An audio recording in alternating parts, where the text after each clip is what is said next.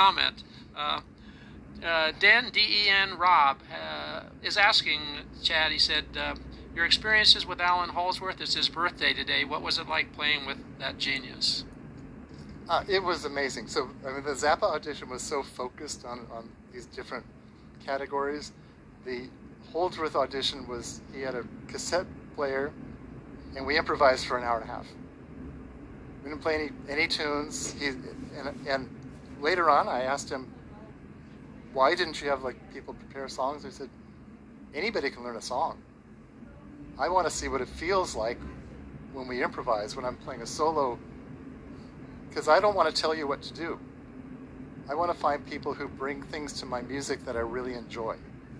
So it's like casting, you know, it was really, you know, I played with Allan over a 30-year period. We were super close friends. We've done so many van rides together across Europe and the States. He was super unique. He was super hard on himself as far as his musical growth.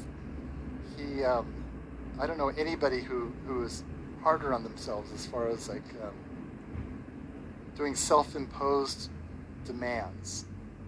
You know, for example, if he heard somebody playing a lick or something from a record that he played on, he would never ever play it again.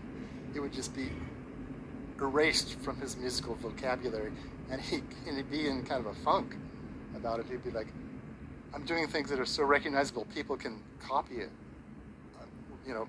And he believed that improvisers should play something new every time, otherwise they're not truly a great improviser. So he had those kind of demands on himself. But when he would take some of this material away that he wouldn't ever play again, he would come up with new stuff all the time to kind of fill that void.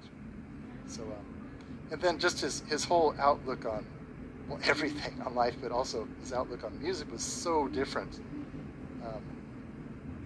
Harmonically, rhythmically, he didn't write music in the usual notation. He came up with his own writing system, which was not rhythmical. It was harmonic, and like these symbols would tell him what scale and what chord it would be, or chord options. So for like typical guitar player, if they would play one chord or have a different version of it, he would be able to kind of play 10 different ways to cover that sound. So it was amazing working with him, and he was really, really open. Like, you could really experiment. You could go as far as you wanted, and it was all valid. He hated when he was younger, people would tell him what to play. He didn't want to do that to his musicians. So again, it was like trying to bring in people that brought things that he liked to his music organically without saying anything.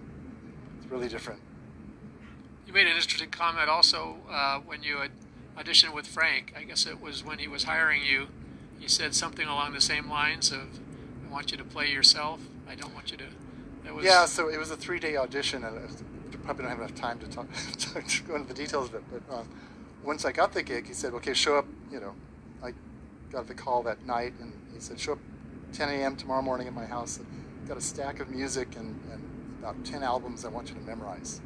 You know, we start rehearsals in 3 weeks. Okay, gulp.